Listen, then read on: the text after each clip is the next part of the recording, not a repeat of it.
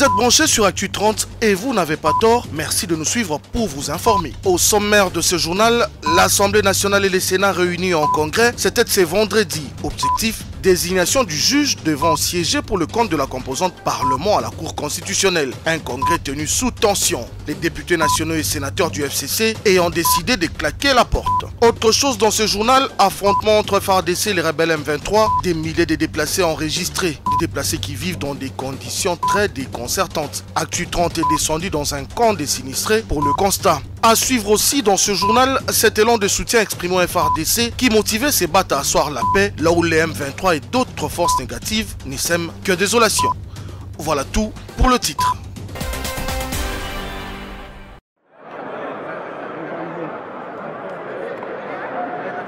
Les deux chambres du Parlement se sont réunies en congrès ce vendredi 27 mai 2022, conformément à l'article 158 de la Constitution en vue de désigner un juge devant la Cour constitutionnelle. Députés et sénateurs ont répondu à l'appel leur lancé par leurs bureaux respectifs.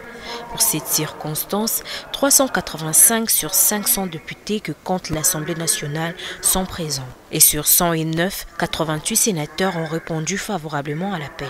2 points inscrits à l'ordre du jour de cette séance plénière, à savoir l'adoption de l'ordre du jour et la désignation du juge constitutionnel. Après l'adoption de l'ordre du jour, le président du Sénat, Bahati Lukwebo, a demandé à la plénière de mettre en place une commission spéciale composée des 18 députés et des 18 sénateurs pour statuer sur les candidatures. Une démarche récusée par les députés nationaux et sénateurs du FCC. Ces élus qui ont claqué la porte du Congrès dénoncent la violation du règlement intérieur en demandant en pleine séance la création d'une commission spéciale pour statuer sur les candidatures. Pour eux, il s'agit d'une énième forfaiture de l'Union sacrée, coalition du chef de l'État, qui selon ses élus ne cherche qu'à placer ses membres dans toutes les structures ayant un aspect prépondérant dans l'organisation des élections. Mais cette position du FCC n'est nullement cautionnée par les élus de l'Union sacrée, dont Ngoï Kassanji Alphonse, député national. Moi, je ne vois pas là où il y a violation des dispositions du règlement d'ordre intérieur, étant donné que toutes les procédures qui peuvent nous amener à aboutir à une solution consensuelle qui évite les conflits entre l'Assemblée nationale et le Sénat, je crois que c'est une voie de sortie qui est valable, qui est aussi une jurisprudence. Il faut noter que le juge qui sera désigné par le Parlement remplacera Polycarpe Mongoulou, décédé le 8 avril dernier.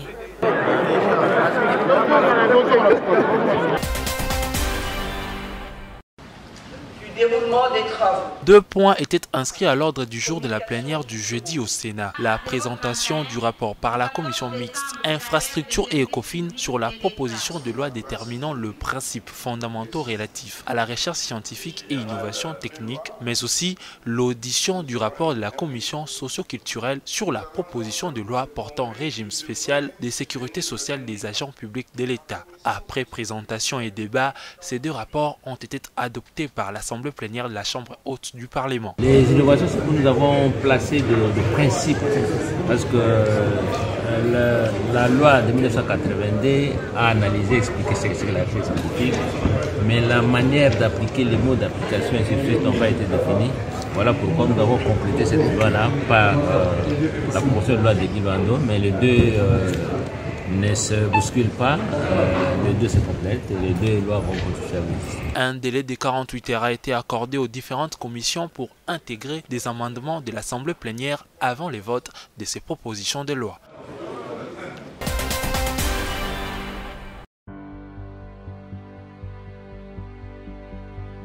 Tous allant dans un sens unique, visage visiblement accablé, chacun avec bétail et bagages, ils sentent des déplacés des Rougaris qui Bumba et Boumba au nord de la ville de Goma. Ils fuient les affrontements entre les forces armées de la RDC et les rebelles M23. Je me suis séparé avec ma femme dans la fuite. Je suis seul comme vous me voyez. Une fois à Goma, je vais les chercher. Il y a ma femme et mes enfants. Je ne sais pas là où ils sont ni comment les retrouver. De pleurs comme ceux de cet enfant, c'est l'émoi dans le chef des sinistrés. Ici, à l'école conventionnée catholique de Kanyaruchinya, ce sont des centaines de personnes, de familles dispersées, vieux, jeunes comme enfants, qui ont fui les bruits des canons. Affamés, n'ayant rien de consistant à manger, vivant dans des conditions exécrables et même à la belle étoile, ces sinistrés qui veulent à tout prix la paix crient également à l'assistance humanitaire. Nous souffrons ici. Nous manquons de la nourriture, tout comme de l'eau. Nous voulons regagner nos milieux. C'est la famine qui va nous tuer ici. Nous souffrons, nous n'avons même pas de l'eau. Il a plu et nous avons utilisé cette eau qui d'ailleurs vient de finir. Nous appelons les autorités de nous venir en aide avec de l'eau et de la nourriture.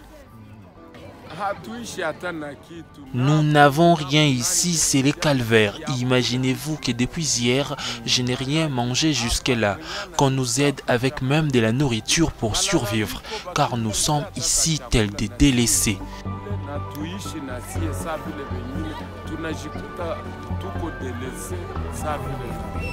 D'autres déplacés se trouvent à Kibati, Munigi et même dans la ville de Goma. Ils sont sans abri. Pendant ces temps de combat se poursuivent dans certains villages, l'armée congolaise gagne du terrain face aux rebelles M23. Des entités telles que Buumba, Kibumba, Rumangabo, Rugari et Djomba sont désormais sous contrôle de l'armée loyaliste. Dans cette partie du pays, tous prient et crient vivement la paix. C'est un élan de solidarité au FARDC qui se manifeste par la population congolaise, personnalités comme citoyens lambda, tous contre les attaques M23 au Nord Kivu.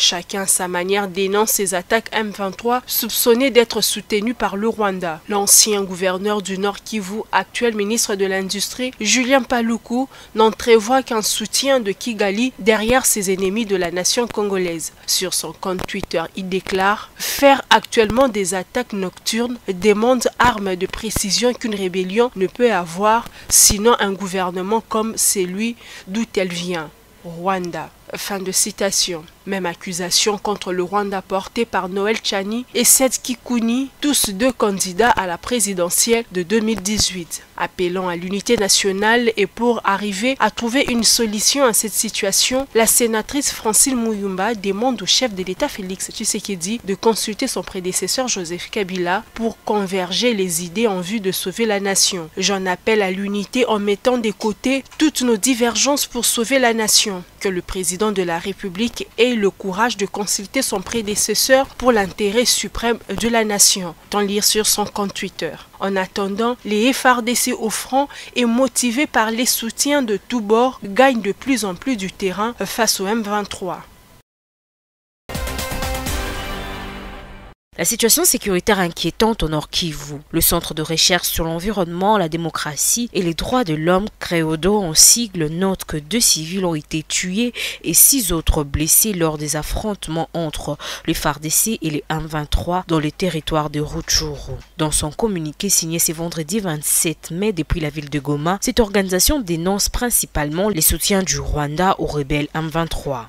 En fait, les informations que nous avons reçues des populations locales que nous avons vérifiées et confirmées attestent qu'il y a eu effectivement des militaires rwandais qui sont entrés sur le sol congolais et qui ont combattu aux côtés du M23, notamment en groupement Kibumba, Buhumba et Rugari. Et comme je l'ai dit précédemment, le fait que le Rwanda continue à soutenir une rébellion qui déstabilise le Congo est contraire à ses engagements internationaux qu'il a pris depuis 2013, notamment à travers l'accord cadre d'Addis Abeba pour la paix et la sécurité à la République démocratique du Congo. Les Credo appellent les autorités à n'y ménager aucun effort pour en finir avec les M23. Nous avons formulé 4 principales recommandations aux autorités pour en finir. La première, c'est qu'il faut assainir et doter l'armée de moyens et du soutien nécessaire pour venir à bout du M23. J'insiste sur le fait qu'il faut assainir et donner des moyens parce que nous avons ici une armée malheureusement qui est infiltrée et dans laquelle il y a aussi certains éléments qui collaborent avec l'ennemi. Nous avons aussi une armée qui est engagée sur le terrain mais qui manque cruellement de moyens, de prise en charge alimentaire adéquate, de soutien médical pour le blessé et tout le reste. L'appel a été également lancé à la population en général de soutenir le FARDC et d'éviter de commettre des actes de xénophobes.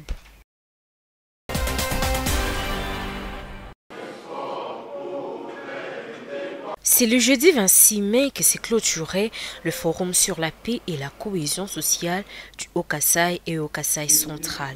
Des assises organisées à Kinshasa par Interpeace en partenariat avec d'autres associations du Kasaï et Kasaï central pour un vivre ensemble entre les populations de ces deux provinces. Pendant 3 jours, les leaders et les fils de ces deux communautés ont réfléchi sur les différents problèmes à la base du conflit.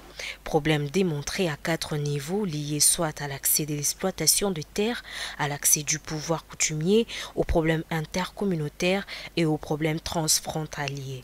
Du côté des organisateurs de cette activité, Interpeace et ses partenaires, c'est une immense joie d'accompagner cette mission jugée noble. Nous nous réjouissons de ce travail, restons disponibles à apporter notre concours et à accompagner les autorités dans ce travail, dans cette mission noble de pacification, de stabilité, de recherche de la stabilité et du développement de nos deux provinces. Pour le représentant du Kasaï et du Kasaï central, ce forum fut un moyen d'acquisition de compétences pour contribuer à suffisance à la restauration de la paix.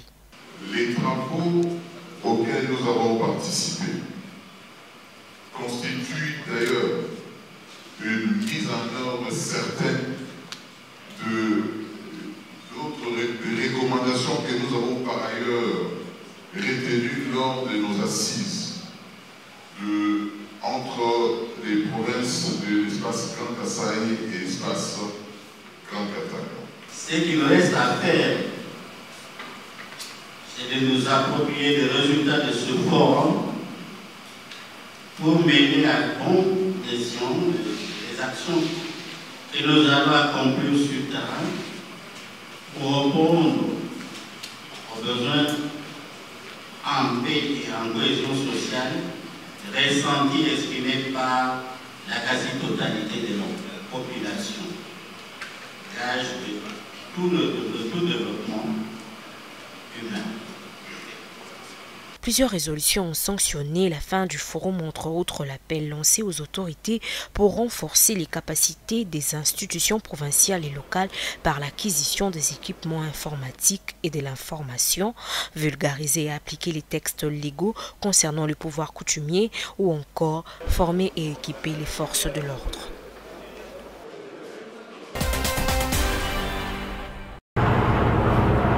Fini avec le souci de mobilité pour les détenus qui devront rejoindre le centre pénitentiaire et de rééducation de Makala. La ministre d'État en charge de la justice, Rose Mutombo, accompagnée de son vice-ministre, a procédé ce jeudi à la prison centrale de Makala à la remise des clés d'un bus moderne, don du président de la République, mais aussi de 3 ambulances pimpant neufs acquis avec l'appui de la MONUSCO, partenaire traditionnel du ministère de la Justice.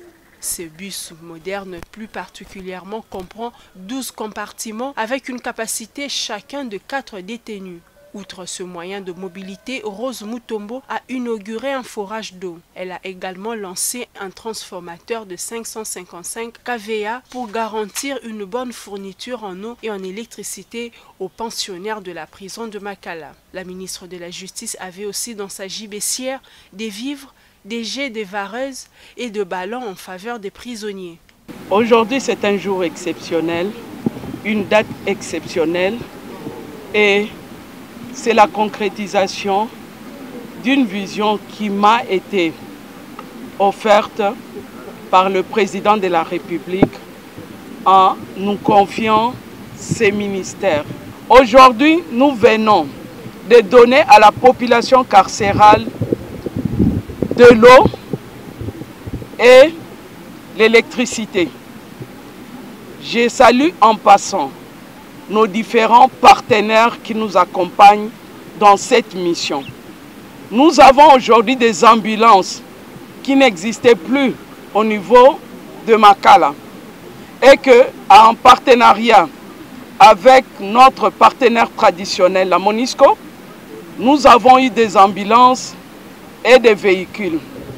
Mais ma grande joie est surtout le grand bus qui pourra servir d'itinérance pour les différentes personnes qui doivent être acheminées ici au niveau de la prison de Makala. Par ailleurs, la ministre a promis la libération par grâce présidentielle de quelques détenus dans le tout prochain jour. La réglementation du secteur de l'aviation civile est plus qu'une nécessité qui s'impose à la République démocratique du Congo.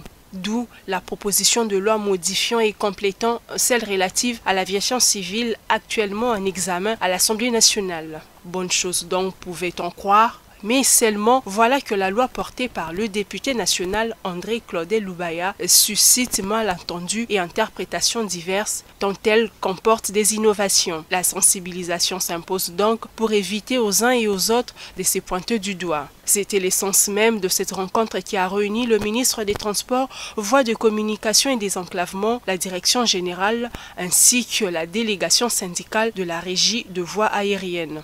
Une opportunité pour l'autorité de tutelle de fixer les choses. Je voudrais mettre quiconque au défi de montrer quelle est cette disposition dans la proposition d'amendement qui démembre la RVA. Et cela, plus grave encore, sous l'instigation du ministre. Il faut me la montrer, cette disposition, peut-être que je l'oublie. Et en plus, je venais de vous dire, peu importe les propositions qui sont là, dans cette révision, dans ce projet de révision, le ministre n'y est pour rien, au contraire. Il y a certaines dispositions qui sont là-dedans, dans cette proposition, qui touchent même aux attributions du ministre. Malentendus et équivoques levés, les angles ont été arrondis et les vues harmonisées. La partie syndicale présente d'abord ses excuses par rapport à la compréhension que vous avez faite de notre correspondance, qui n'était que la présentation d'écrits des agents de la RVA qui se sont sentis touchés dans leur amour de leur entreprise par cette proposition de loi. Pour rappel, la proposition de la loi sur l'aviation civile a été examinée le 16 mai dernier à l'Assemblée nationale. Un pas vers le changement, c'est le thème de la conférence organisée vendredi par l'Est-Bel Léquinois dans le cadre de la sensibilisation de la population de la capitale sur le civisme routier. L'incivisme sous la voie publique empêche à Transco de rencontrer sa mission, d'exécuter sa mission dignement. Il lui est difficile de transporter les Quinois tel que le législateur l'a voulu. Parce que l'incivisme amène les embouteillages sous la chaussée.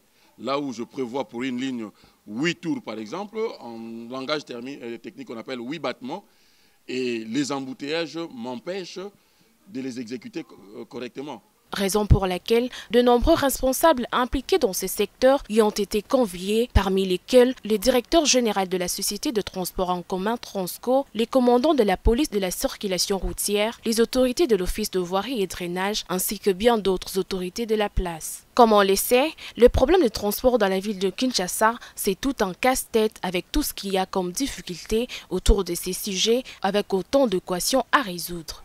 Il est important que toutes les personnes, tous les usagers de la route, notamment les motocyclistes, parce que, pour parler d'eux, aient obligatoirement la plaque d'immatriculation pour pouvoir circuler sur la chaussée, chose qui n'est pas le cas. Donc, il a insisté sur le fait que les motocyclistes devaient avoir la plaque d'immatriculation. Et selon l'arrêté du 23 novembre 2018, il était clairement dit que les plaques doivent respecter certaines spécificités. Cette campagne de sensibilisation ne peut être que la bienvenue. C'est là dans la mesure où toute personne intéressée ne peut qu'en tirer des enseignements pour la bonne application du civisme routier. Moi, j'ai intervenu sur l'aspect développement des réseaux routiers, évidemment pour assurer la mobilité sur la route. Parce que si aujourd'hui nous avons des congestionnements partout, des congestions routières partout, cela est dû au fait aussi que nous avons un réseau qui est très pauvre, un réseau qui ne compte qu'à peu près 600 km de route pour des déplacements qui atteignent 13 millions de déplacements par jour. C'est un réseau très faible. Et si nous voulons assurer la mobilité, il faut donc assurer le développement du réseau et assurer la qualité du réseau. Ainsi, en conclusion, l'ASBEL Léquinois, à travers son coordonnateur, Bob Amisso, convie les usagers des différentes artères de la capitale au respect du code routier. Fin de ce journal, merci de l'avoir suivi.